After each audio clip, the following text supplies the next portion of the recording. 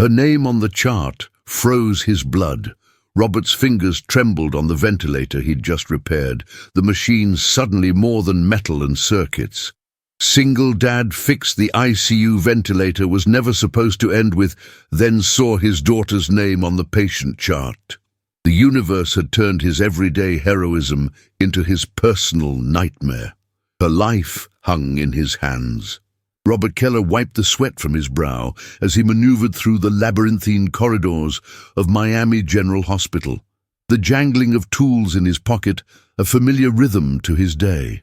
56 years of life had etched deep lines around his eyes, hands calloused from years of fixing things that others deemed beyond repair.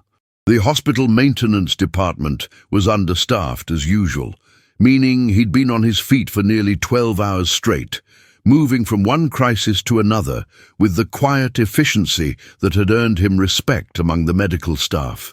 They rarely saw him, but they felt his presence in the hum of functioning equipment, in lights that never flickered, and in the climate-controlled perfection that kept patients comfortable through Miami's sweltering summers. The call had come down from the ICU floor with the highest priority flag: ventilator malfunction in room 418, immediate assistance required. Robert had grabbed his specialized toolkit and taken the service elevator, his mind already cycling through the possible issues with the model they kept in the intensive care unit. He'd worked on these machines countless times, knew their inner workings like he knew the freckles on Emma's face. His daughter's image flashed briefly in his mind, as it often did during his workday. Her smile when he'd left this morning, promising to make her favorite pasta for dinner tonight, a rare treat on a weeknight. Single parenthood had become his identity since her mother had left them both 10 years ago. The challenge of raising a teenage daughter alone, both his greatest struggle and his most profound joy. The ICU was a storm of controlled chaos when he arrived. Nurses moving with purpose between rooms, doctors huddled in serious conversation at the central station. No one paid much attention to the maintenance man slipping into room 418, just another invisible worker in the vast healthcare ecosystem. The ventilator's alarm was sounding, a persistent mechanical protest that matched the elevated heart rate on the patient's monitor. Robert didn't look at the bed, didn't register the patient beyond noting that they were sedated, his focus entirely on the malfunctioning machine that stood between life and death. His hands moved with practiced precision, disconnecting the external power supply, checking the backup battery, examining the pressure valves for any obstruction or malfunction. Within minutes, Robert had identified the issue, a faulty flow sensor combined with a power regulation problem, likely triggered by the brief power fluctuation during last night's thunderstorm. He worked methodically, replacing the compromised components from his kit, recalibrating the pressure settings and running a full diagnostic cycle. The ventilator responded immediately, its rhythmic hissing normalizing as it delivered precisely measured breaths to the patient. Robert felt the familiar satisfaction wash over him, the quiet pride in solving problems that mattered, in being the person who kept the critical infrastructure of the hospital functioning when lives depended on it. He made notes on his maintenance log, documenting the repair for the hospital records and for his own meticulous files. Protocol required him to check the patient chart to note the ventilator repair, ensuring proper documentation for both maintenance records and the patient's medical file. Robert reached for the electronic tablet mounted at the foot of the bed, his fingers tapping through screens with practiced ease until he reached the patient information page. His eyes scanned the form automatically, looking for the patient ID number he needed to include in his report, when suddenly all the air seemed to vanish from the room. The name on the chart, Emma Keller, female, 16 years old, burned into his vision like a brand. Robert's toolkit clattered to the floor, the sound impossibly loud in the suddenly silent room, as his eyes darted from the tablet to the patient for the first time. The recognition hit him like a physical blow, driving the breath from his lungs and nearly buckling his knees beneath him. The sedated figure in the hospital bed, connected to the very ventilator he had just repaired, was his daughter. Her skin pallid beneath the harsh fluorescent lighting, her chest rising and falling with the mechanical assistance of the machine he had just fixed. The room spun around him as Robert stumbled forward, his hand reaching out to touch her arm, to confirm that this nightmare was real and not some cruel trick of his exhausted mind. The warmth of her skin beneath his fingertips shattered whatever professional composure remained, a strangled sound escaping his throat as he collapsed into the chair beside her bed, his entire world crumbling into the space between one heartbeat and the next. Robert's mind reeled as he clutched Emma's limp hand, her fingers unnaturally cool against his calloused palm. The rhythmic hiss and sigh of the ventilator, a sound he'd heard thousands of times throughout his career, now seemed to mock him with each artificial breath it pushed into his daughter's lungs. Questions crashed through his consciousness like tidal waves. How had this happened? Why hadn't anyone called him? He had dropped her off at school this morning, watched her walk through those double doors with her oversized backpack and messy ponytail, planning to pick her up for their Wednesday afternoon routine of grocery shopping before heading home. The digital clock on the wall showed 2:47 p.m. She should have been waiting in the school pickup zone, not lying unconscious in the ICU connected to a machine he had just repaired. The door to the room swung open as Dr. Elaine Chen entered, her attention on the tablet in her hands, not immediately noticing the maintenance worker who had abandoned all professional detachment. "Mr. Keller," she began, lifting her eyes from the screen, "thank you for fixing the ventilator so quickly. We've been—" Her words died abruptly as she registered the scene before her. Robert's devastated expression, his hand gripping the patient's, the maintenance toolkit scattered across the floor where it had fallen. Understanding dawned in her eyes as she quickly crossed the room. "You're Emma's father," she said, her voice softening from clinical efficiency to genuine compassion. "I didn't make the connection.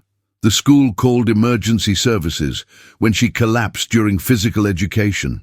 They've been trying to reach you, but—" "My phone," Robert interrupted, fumbling in his pocket with trembling fingers to discover 5 missed calls.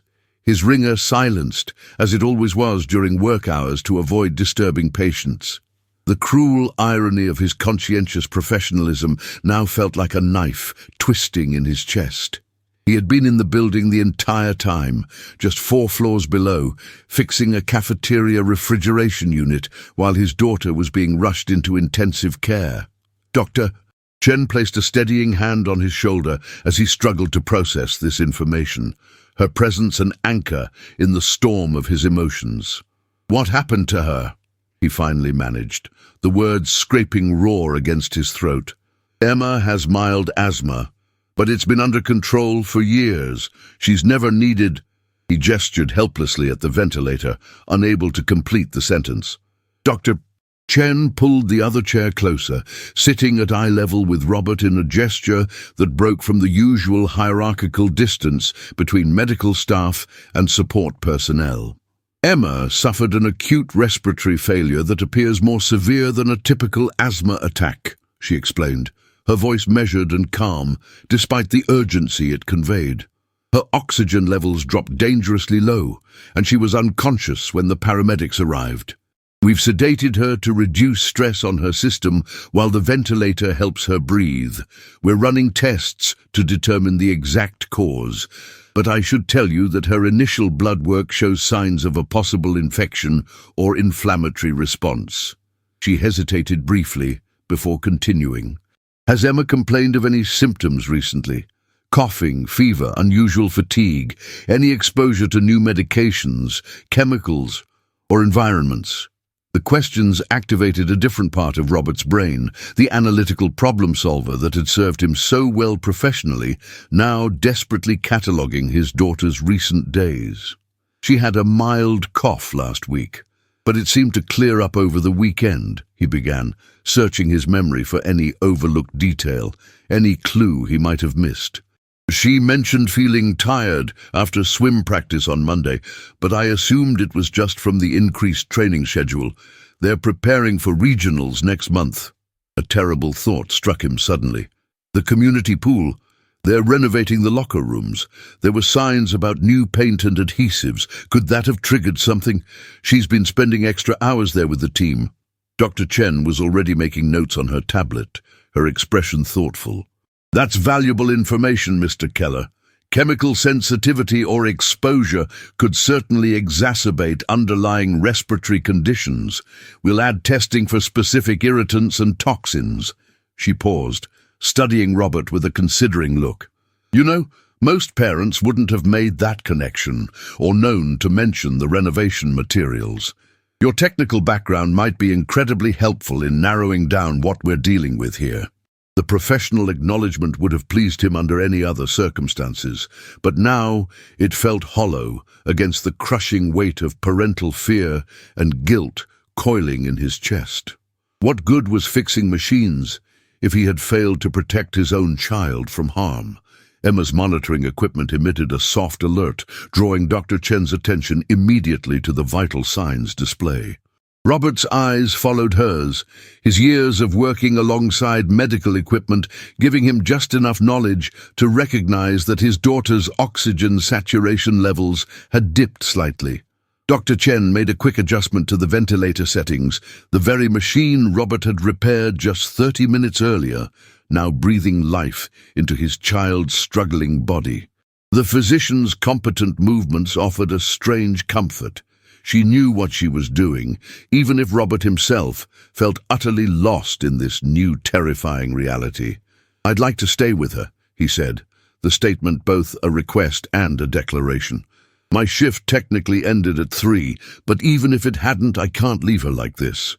The hours bled into each other as Robert maintained his vigil beside Emma's bed, the hospital shifting around him through the change of shifts and the gradual quieting of daytime activity.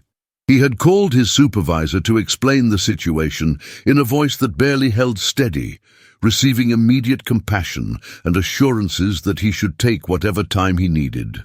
The maintenance director had even arranged for Robert's tools to be collected from Emma's room, and his unfinished work reassigned, removing any professional obligations that might have divided his attention.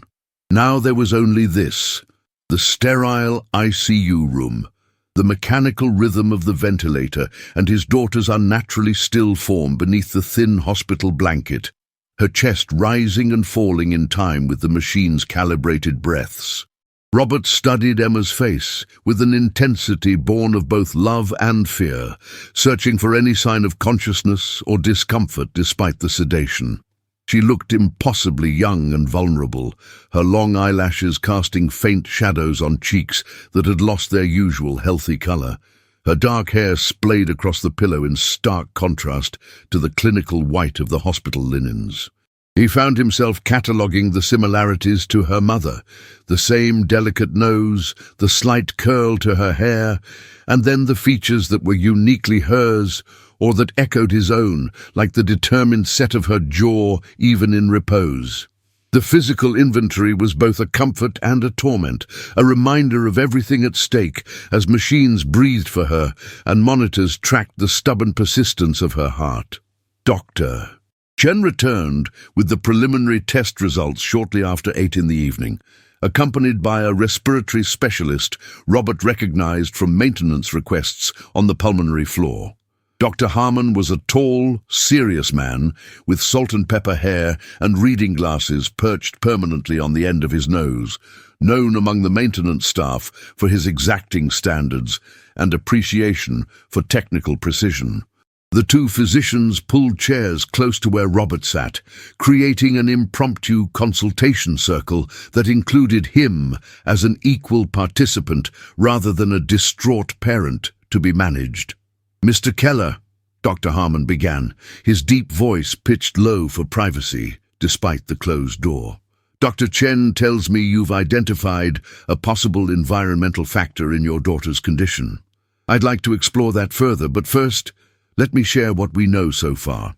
The respiratory specialist explained that Emma's blood work and initial imaging confirmed severe inflammation in her lungs, consistent with chemical pneumonitis, a condition caused by inhaling chemical irritants that damage the delicate lung tissue.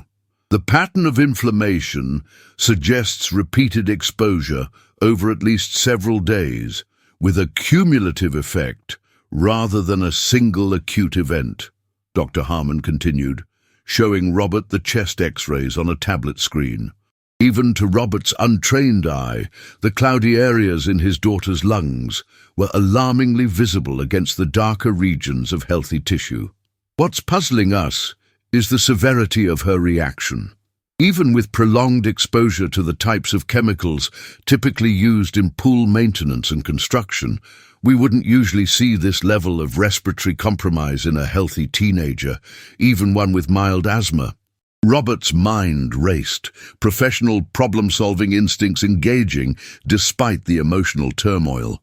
"The ventilation system," he said suddenly, straightening in his chair.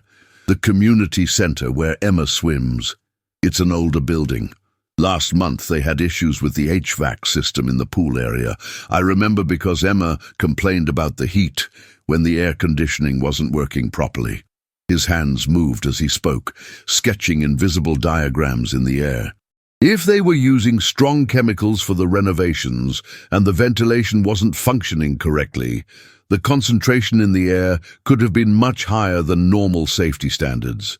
And Emma's been spending hours there daily for swim training. Dr. Chen was already typing notes into her tablet, but Dr. Harmon's expression had changed to one of keen interest. "That's exactly the kind of scenario that could explain these findings," he confirmed, leaning forward. "Especially if the chemicals included certain solvents or adhesives commonly used in waterproof applications. Were you able to observe the renovation materials yourself, or did Emma mention any specific odors or symptoms while at the pool?" The question triggered a memory. Emma wrinkling her nose as she tossed her swim bag into the back seat 3 days ago, commenting that the pool area smelled like weird nail polish remover, but that her coach had assured the team it was safe. Robert shared this detail, watching as the physicians exchanged significant glances. "I need to call the community center," Robert said, pulling out his phone with sudden urgency. "If there's a ventilation issue with chemical exposure, other swimmers could be affected too." Dr. Chen nodded approval, but placed a gentle hand on his arm. "That's absolutely the right instinct, Mr. Keller, but let us handle the public health notification. We'll need to file an official report and potentially send an inspection team. What would be most helpful from you right now is any information about the building systems that might help us identify the specific agents Emma was exposed to." The request repositioned him from helpless parent to valuable consultant, offering a channel for his need to take action, to fix something when the most important thing, his daughter's health, remained beyond his direct control. The next 2 hours transformed Emma's hospital room into an unusual collaboration space, with Robert drawing on his years of facilities knowledge to help the medical team narrow down the potential chemical culprits. His detailed understanding of building systems, ventilation requirements, and common renovation materials provided context that helped shape the additional tests and treatments they ordered. When Dr. Harmon expressed surprise at his technical knowledge, Robert explained his journey from general contractor to hospital maintenance specialist, a career change made 15 years ago specifically for the stability it offered a single father. "I needed predictable hours and good benefits when Emma's mother left," he said simply, without bitterness. "Turns out I have a knack for keeping complex systems running. Never thought those skills would matter quite like this, though." Dawn filtered through the blinds of the ICU room, painting strips of golden light across Emma's bed as Robert dozed fitfully in the recliner the night nurse had brought in for him.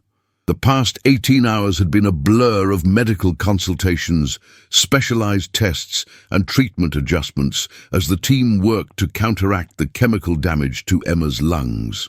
They had identified the likely culprit, a combination of industrial-strength adhesive and sealing agents used in the pool renovation, which released volatile organic compounds that became concentrated in the poorly ventilated space.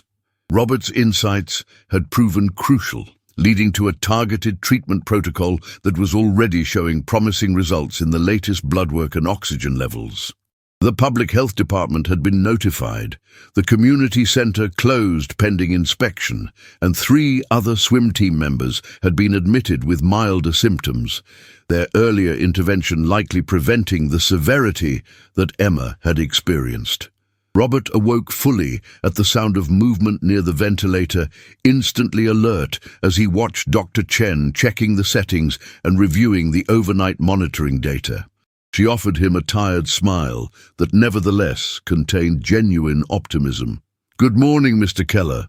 Emma's making remarkable progress.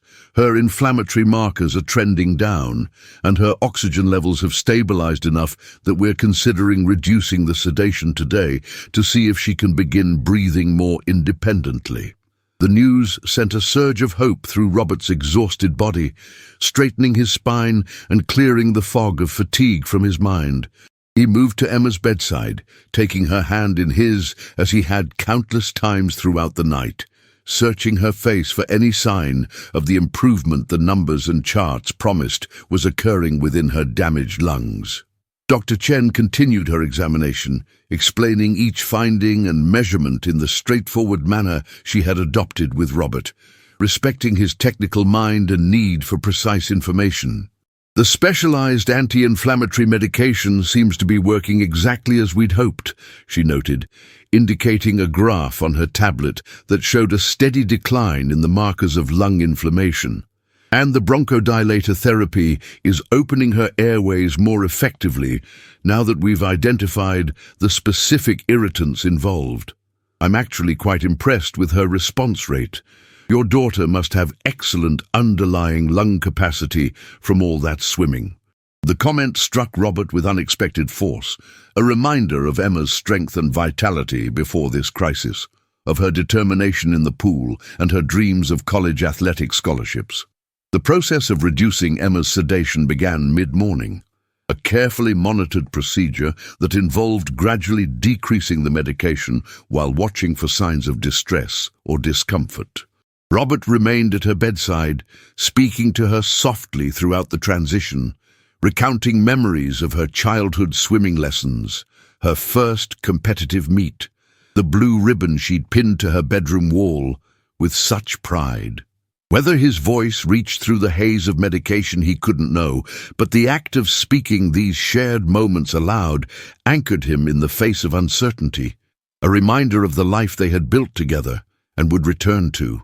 The respiratory therapist worked alongside him, making minute adjustments to the ventilator settings as Emma's own respiratory efforts began to increase, her body slowly resuming the work that the machine had been doing entirely. The first flutter of Emma's eyelids came shortly after noon, a momentary glimpse of confused brown eyes that immediately sought focus before slipping closed again. Robert's heart leaped at this sign of returning consciousness, his hand tightening gently around hers as he leaned closer. "Emma, sweetheart, it's Dad," he said, voice thick with emotion yet deliberately calm. "You're in the hospital, but you're going to be okay. I'm right here with you."